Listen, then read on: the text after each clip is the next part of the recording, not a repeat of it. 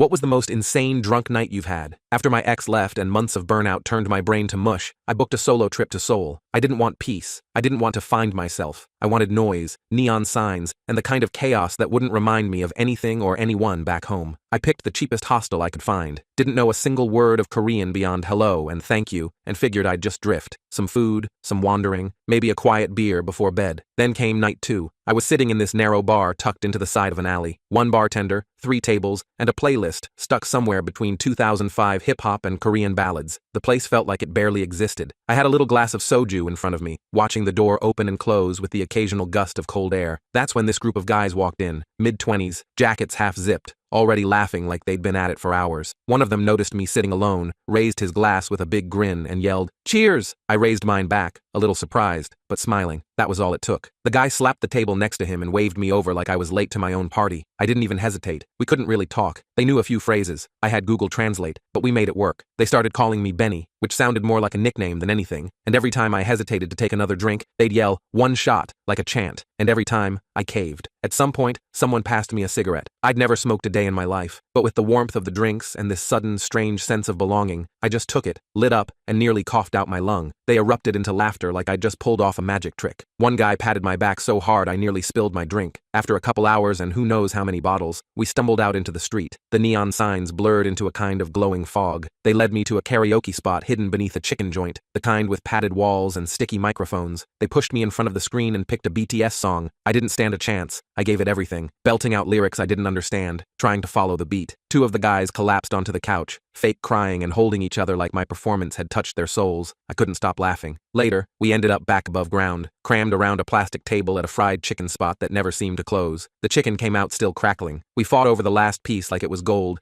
using rock, paper, scissors while the loser screamed into the night like he'd lost a war. At one point, one of the guys leaned in, typed something into a translator app, and handed me his phone. It read, "You are good man, Benny. Very heart." I didn't know what to say. My hands were greasy, my brain was swimming, and I was full in every sense of the word. I took the phone and typed, "You guys are my best friends in Korea." They lost it. One guy jumped up like I just asked him to be my best man. We ended the night slow dancing in a convenience store to Whitney Houston playing over a cheap speaker. Nobody tried to stop us. Some kid recording us even clapped when the song ended. I don't remember how I got back to the hostel. I woke up still in my clothes, reeking of soy sauce and smoke. My phone was on the floor. I picked it up and found a video of the 5 of us spinning around in the store, arms linked, screaming the chorus to "I Will Always Love You." The caption just said, "Benny forever." Never saw them again. But man, every time I hear that song, I swear I smell fried chicken and cheap cologne.